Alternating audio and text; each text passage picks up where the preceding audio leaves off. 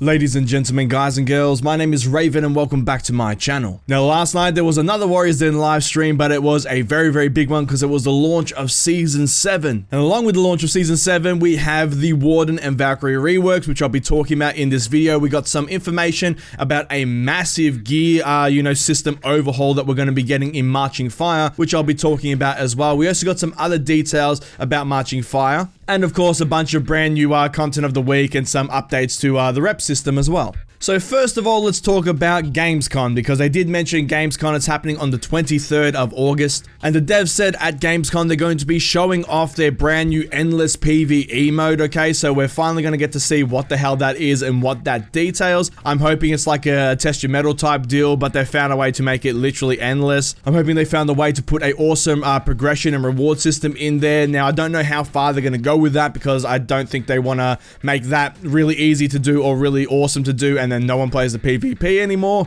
because they kind of want people playing PvP. So we'll have to see what sort of reward structure they have for the endless PvE mode, but I'm very interested to see what the hell they have for this thing. They said it's very cool, so, and considering what they did with Test Your Metal, I'm inclined to believe them that it's going to be probably pretty cool. So I am looking forward to that. Up next, we got a bunch of content of the week and some updates to the rep system. So I'll be playing these in the background, but the content of the week is called Tempest Call, okay, and it's really cool. I like it. It's better than some of the other effects we've gotten recently. So you got this giant fucking tornado flying around you, like a monsoon thing, whatever that. The one that happens in the ocean. It looks really cool, and I like the effect when you're killing someone. There's just this giant fucking little tornado thing flying around them as like you just caved their skull in. It's pretty cool. And like I mentioned in my Warriors Den video last week, the rep system is going from rep 50 up to rep 60. Now I know this pissed some people off. You literally just got to rep 50. You just got there, this giant slog, and then they're like, by the way, now get another 10 levels.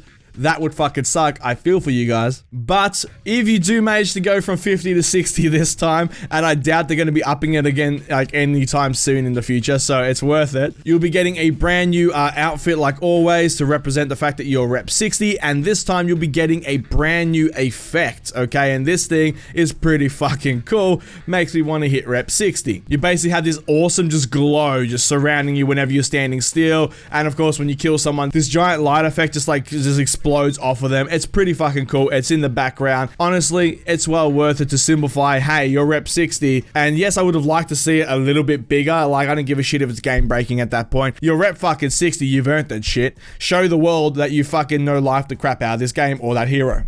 But the fact that they put anything in just to simplify, hey, you've done this, I like it. Up next, I'll be showing two pieces of footage in the background. One will be the brand new weapons, which I put another video out for, but I'll just be putting it in the background here. So yeah, they put out brand new weapons. These are really fucking cool. Once again, they always do an amazing job with the brand new weapons, and I can't wait to get my hands on some of these. And the second thing I'll be showing in the background is the brand new map. It's called Secluded Keep. It's actually really cool the way they've designed this thing, okay? So it's a very small map. Once again, it's not for Dominion, which sucks fucking balls, but hey, what are we gonna do? It's for everything else though, so they've made it a little bit smaller, and it's like this sort of it's like a castle out in the middle of a lake or something like that. It looks really nice. I like the whole the vibe it's got going on. It's just this abandoned little place that used to be cool. Now it's all ruined because someone came across and stomped on it, and now you're just gonna go fight there. It's awesome. I actually do not mind these smaller maps where, like, there's a lot more combat going on. It's a lot more vertical. You can go like, different layers and stuff. I'm quite fond of that. Now, speaking of weapons and armor, they said that we are getting brand new armor. They've been saying that for a while now, but they accidentally slipped out and showed a picture of a brand new Lawbringer's helmet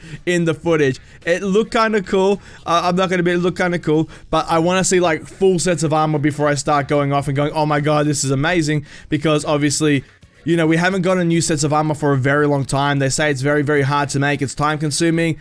Would I believe them on that? I'm not too sure. Yes, it's obviously going to take some work and everything to design new armor, draw it up, and then like get someone to make it. But at the same time, they've been doing that with weapons, which would be just as hard. I don't see why a set of armor would be harder than a weapon. Okay, and they've been pumping out weapons like mad. So I don't really believe them on that point they're trying to make, that it's really hard to make new armor. Everyone else does it just fine. don't see why it's so hard for them. But that aside, they did say that they haven't just stopped making armor, okay? And they will be bringing out brand new armor, and I cannot wait to see what they come up with, because we need new armor. One of the things I love is just looking fucking amazing as I run around and kill people. And I know I'm not the only one, so we need something to chase in terms of cosmetics to look like. Yeah, the effects and everything are lovely, but like I said, people give a shit about armor. We need more armor. Make it happen, Ubisoft. I have faith in you. So hopefully we get some more information about that soon. They did say it, so they can't go back on it now. Everyone's expecting new armor, damn it. They also did play some of the breach mode. They said that they've made some, you know, tweaks to it since the technical test. So they were playing on an old map and an old build, but they said that they have multiple maps for the breach mode, which is really, really cool. I did see as well in there during the footage, they had the captains. They had a samurai captain walking around, which was just like a big samurai minion. That was really fucking cool. I did enjoy that. I don't think, now that I think about it, I don't think we've seen like samurai or Viking captains, have we? I think we have. I'm not sure, but either just seeing the bigger version of the minion walking around, just like it really just made me smile. But they did say on the captains that they have slightly nerfed them. They wanted them to be more like a slow down thing and not so much of a gonna kick the shit out of you thing. So the captains have been nerfed in terms of like, I'm assuming their power and how much they hit for and stuff, but they're less defensive, and you can they're just going to slow you down and annoy you. So you're going to have to take them out, but it will take a little bit of time. So you can decide whether you want to fight this guy who's a, you know, captain NPC, or you want to go do something else like an objective, or take out some archers or some shit. Now they also said that they nerfed the minions' damage a little bit. They were doing too much damage. From watching the footage, they still do a fuckload of damage. The amount of times I saw people fighting, and then one of the minions with the pikeman minions just turned around and just fucking stabbed the guy in the back and like killed him. I was like, holy shit. Honestly, it's very, very rare that I die to fucking minions, okay? But in this footage, I saw so many people die to these minions. I don't know if it's because they got longer reach, because they got the fucking pikes, or what's going on there. But yeah, they were fucking people up, and I'm a little bit scared of the minions, which is good. You should be scared of them, okay? It is a bit weird, let's be honest, just running into a group of 40 guys, all with swords, and just sitting there going, yeah, I don't give a fuck, and then just walking away completely fine. And considering the minions in the breach mode, they're going to be surrounding your little battering ram thing, okay? And you need to take them out in order to get it moving, protect it, so on and so forth. I like them being a little bit of a threat and something you're not just going to just run into balls to the wall and not give a fuck about. But they said their damage was nerfed, and it's easier to externally block and dodge their attacks, which is really, really cool. They also said there was a point of contention where apparently the minions were able to interrupt executions and revives. Apparently a lot of players who got to play the technical test were pissed off about that. I'm not sure because I didn't get to play it. I don't know how annoying that is. The developer said they wanted that to happen so that way, you know, once again, you give a shit about the minions being there. You're not just like, what the fuck ever, which I can fully get behind. But once again, I haven't played it, so I don't know how fucking annoying it might be. So for anyone who's played the technical test and you've experienced the minions disrupting your revives and your executions, how annoying is it? Do you think it's a good idea or not? Let me know in the comments down below, because I know the devs are looking for feedback on this and I want to know how annoying it is. Next up, they put this thing in called the Guardian. This guy was fucking awesome. He's just like a giant conqueror, except he has a two-handed sword. That was fucking cool. I like that guy. First time I've seen him, by the way. I didn't get into the technical test. Now, the Guardian, for anyone who's played League of Legends, is the dragon, okay? So you got the dragon over there, or Baron, whichever one you want. Alright, you walk up as a team, you beat the shit out of him, you kill him, and then you get a massive buff, okay? Which is really, really cool. I like that system. I like it that they've put that in here. It's a good way to break out some team fights. It's a good way to break away from just, you know, go here, capture the base, or go here, kill the king. It gives side objectives, and I'm all for side objectives. That's why I like the fact that they've got archers on the roofs that will take out the minions. So you got to go up there onto the ramparts, and someone has to take them out to help your battering ram get up there, so that way your minions don't die, so on and so forth. I like these mini objectives that they're doing in the mode. It's really, really fucking cool. But the Guardian is there. He has massive amounts of health. He does some damage, and basically, to get the buff, you need to be the last person that killed him, and of course, near him on your team. Now, this also means that people can run in and steal it, okay? So they can steal the shit out of you. So you gotta watch out for that. Watch out for enemies trying to do that. But overall, I really like the Guardian system. In fact, I think they should add some roaming Guardians. That would be fucking cool. You're trying to, like, you know, move this battering ram up, and then all of a sudden this fucking samurai guy just starts walking out, this big guy, and just starts fucking people up. I'd love that. That would be awesome. You can give, like, a buff to the person that kills him. I don't know. But I like the idea of the Guardians, and I would like to see it used more. And lastly, the last change that they did was apparently the king, which I'll get into that in a moment. Now, the king takes less damage from certain feats, especially level 4 feats. but the king was doing fine in the footage. Okay, he was doing fine. He looked like a challenge. There was a massive stalemate going on at the end there. And then all of a sudden, out of nowhere, they just won and they're like, yeah, the king's dead. I'm just like, what the fuck? The king was on like 3/4 health. He only lost a quarter health and all of a sudden he's just dead in the space of like 30 seconds. What happened there? So I don't know what that is, but it seemed very fucking easy to take out the king. Now, mind you, the king hit like a fucking bus. He hit this one guy and took him down from like, you know, full health down to like a quarter health. That's really cool. Now, obviously, I don't want the king to be super fucking hard to take down, because if he is, then it's going to be pretty much impossible for the attacking team to win the game. But at the same time, he needs to put up more of a challenge than just being a guy who, if you don't dodge his attack, he's going to fuck you up, and he has a whole bunch of health. So they, you know, because he did die very, very quick at the end there. I don't know what hit him, because they were focusing on another player.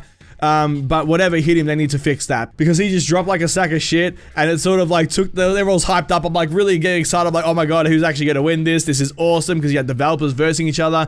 This is really intense. And then the game was just over, and everyone, even the guys on the couch, were just like, oh, it's done. It's like, oh, that was weird. It's like, yeah, it was fucking weird. Fix that. But overall, I really can't wait to get my hands on Breach. It's going to be fucking awesome. Now, next up, of course, with the drop of Season 7, ranked mode is now in. I can't wait to get my hands on that and to test that out, but I am looking forward to it.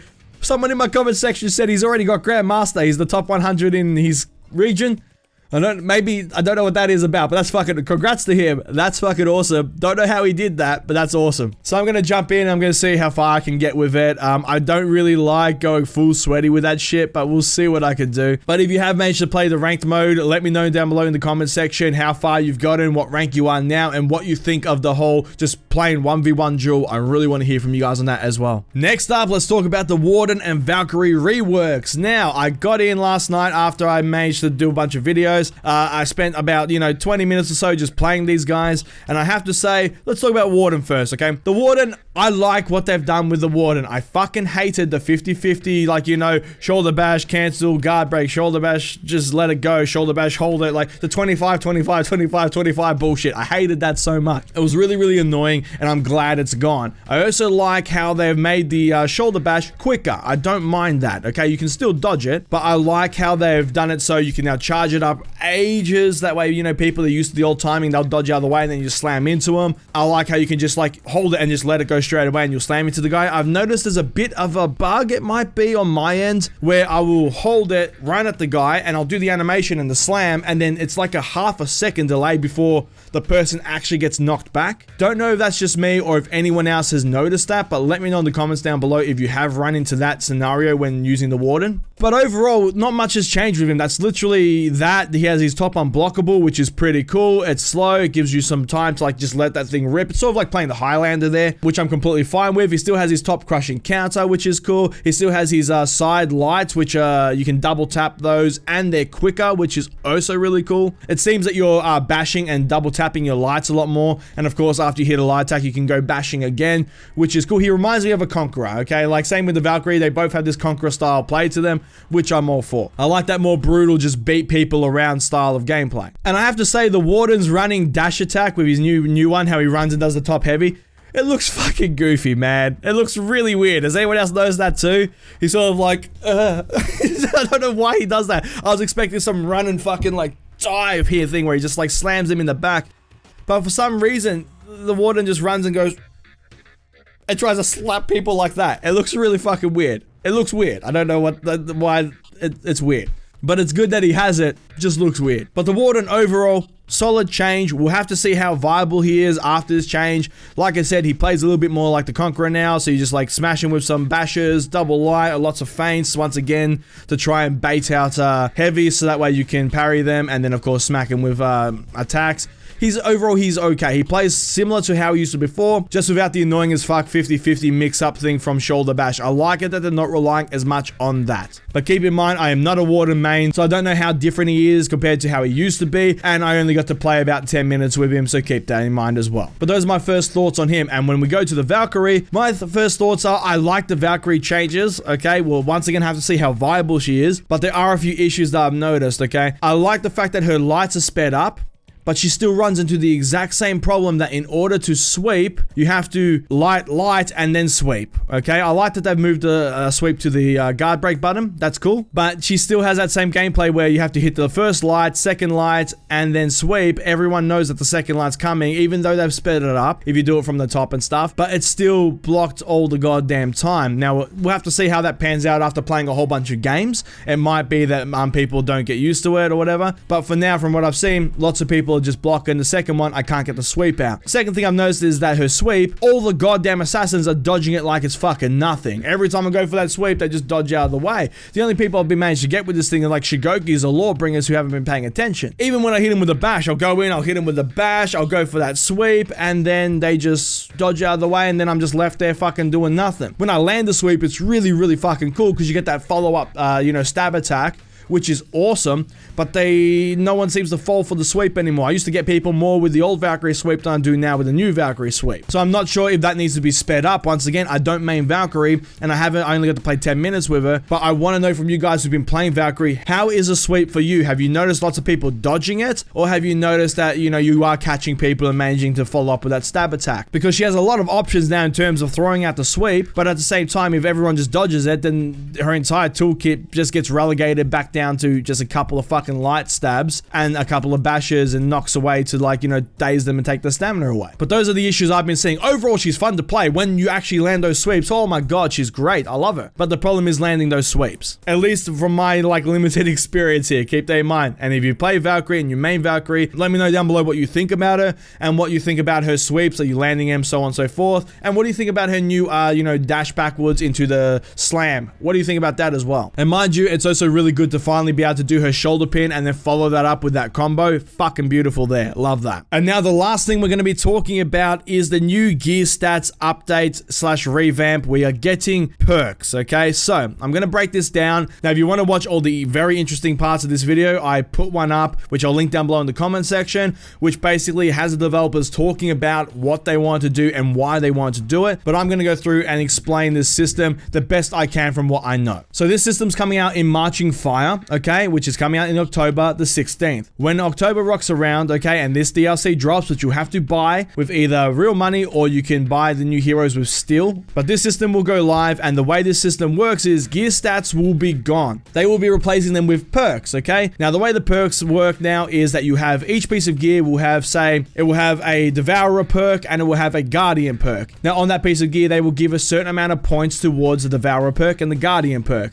So you have a bar on the side, okay, and the bar on the side will say how much you need in order to activate the perk. Now, the perks are just activated on or they're activated off. There is no middle ground. You need 600 points to activate a perk. So if you have 590 points, the perk is not activated regardless. It's basically like being at 0, okay? You need all 600 points in that perk in order to activate it and get the buff. That's very important. And so if I have a piece of gear that has Devourer perk on it and it has Guardian perk on it, let's say, and I need 600 to activate both of them, that piece of gear might give me, say, 100 points in each. So on the side, I'll have on the Devourer perk 100 out of 600. On the Guardian perk, I'll have 100 out of 600, which means I will need more pieces of gear in order to hit that 600 point cap. Now, the way the perks actually are distributed towards the heroes is there's 21 perks, okay? There's defensive ones, there's attacking ones, and there's assisting perks. And each hero will have a set amount of perks, okay? So they said, for example, Berserker might have all attacking perks, and he can't change his perks. The perks that he has, those are the ones that he has available to him. So when you go leveling up your gear,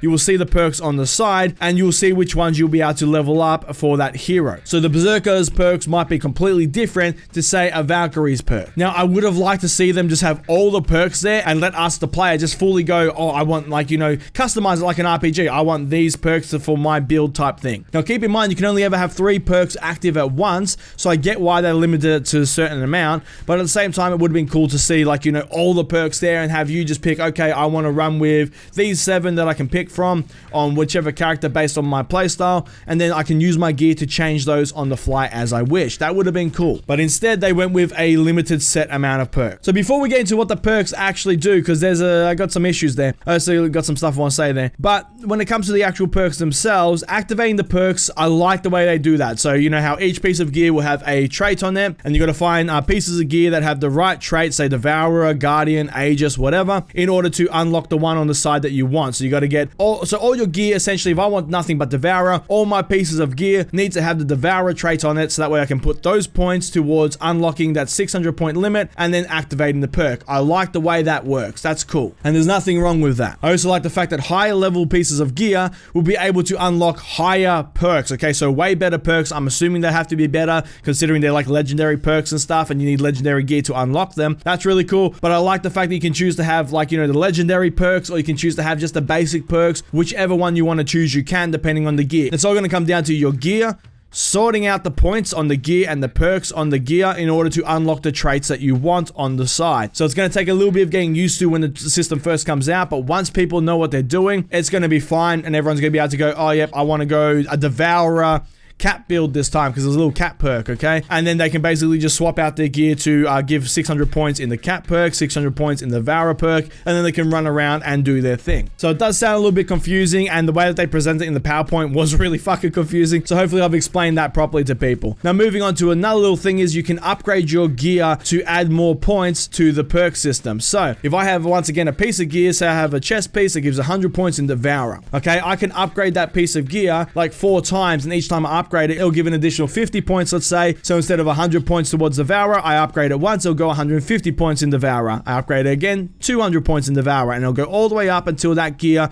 is fully upgraded, which means that you can sort of get perks quicker by just upgrading your gear. All right, so if I have a piece of gear that has 200 points in Devourer and it only has the Devourer trait on it, I can upgrade that fully. That might give me like 500 points in Devourer right there, which means I'd only need another piece of gear that has, say, 100 points in Devourer and then 100 in something else. I've unlocked Devourer, and then I can start working on that other perk, which is really cool. I like it that the upgrade system has been baked into this as well to help you get perks quicker. Now keep in mind as well, your current gear level and refinements, they all carry over to the brand new system. The way that they're doing the transfer is if you've basically decked yourself out in a piece of gear, okay, and you've basically worked on a set, you've refined it, you've done everything, all that's going to hopefully properly transfer over when the new system comes into place, and you won't really have to do much. You should have access to everything with any luck. Now they did say that the way that the perks will go across to the brand new gear when there's the transfer, it might be random.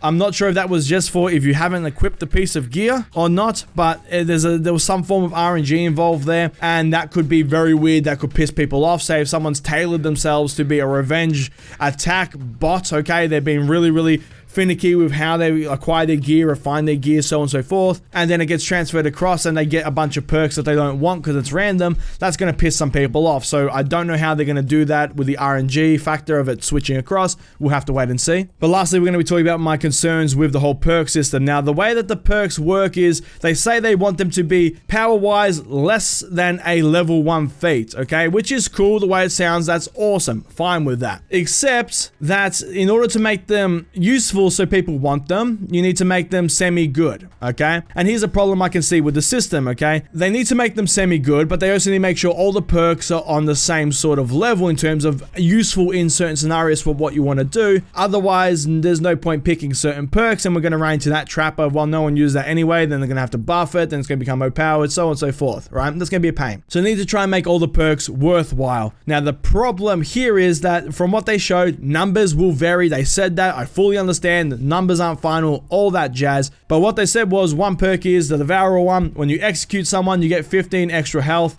on that execute. That's cool. Don't mind that. The Aegis one, when you have that active, you get an extra 20% from shields from all sources. So phalanx, any other form of shield, you will get an extra 20% shield on top of that. What?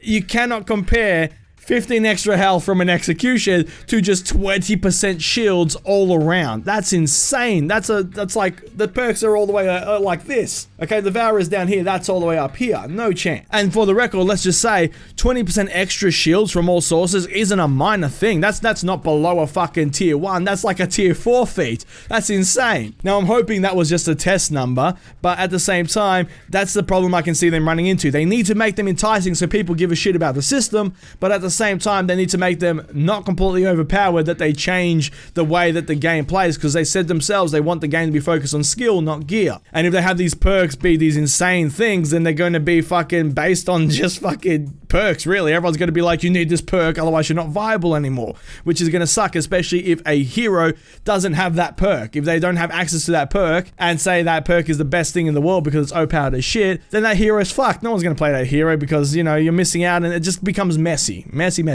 But at the same time, like I said, if they make it so, you know, the perk is just an extra 4 health when you execute someone, no one's going to give a shit about that, okay? No one's going to care. No one's going to bother with it. It's just going to be something where people just go for aesthetics, so the way they look over what the actual perks are. So it's going to be interesting to see how they balance things. In the past, they haven't been very good at balancing things. They're getting a lot better at it now, but in the past, it hasn't been that great, so we'll have to see. And lastly as well, they wanted to even throw the question out. I get them asking, but they wanted to know, should perks be activated in ranked? Okay, no, just no. Why?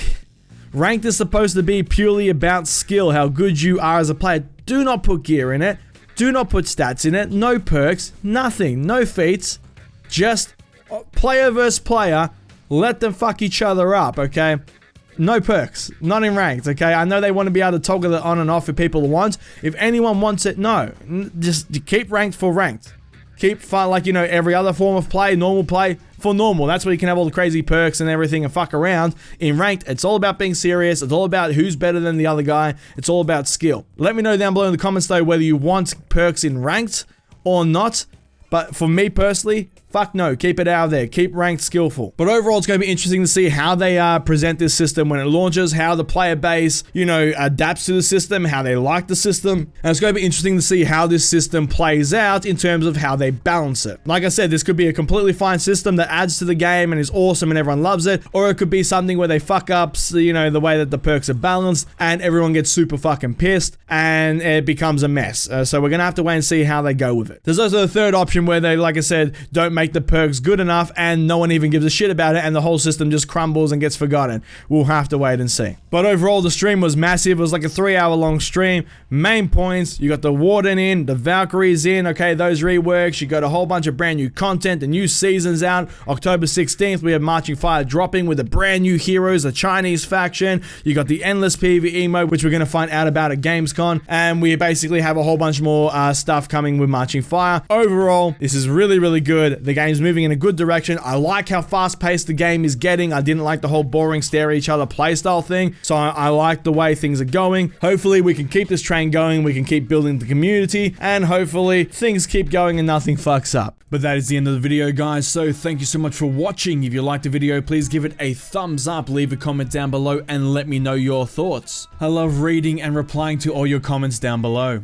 And feel free to check out my Discord and Twitter. There is a link down below in the description box for both of those as well. The Discord is a great way for me to talk to you guys outside the YouTube comments section. And of course, the Twitter is a great way for you guys to get a notification whenever a video is being uploaded, because YouTube is a bit weird sometimes. And if you like this video and you like what I'm doing here on the channel and you want to support the channel further, feel free to check out my Patreon. There'll be a link down below in the description box and a link will pop up at the end of the video. And if you choose to donate, it is greatly appreciated. And a big shout out to my current patrons whose names you've been seeing in the background. Just wanted to say thank you for your support. It really does mean a lot. And please share this video around, it does help me out a fuck ton. And if you want to see more videos from me, please hit the subscribe button. I shall see you all in the next video. Have a good one, guys.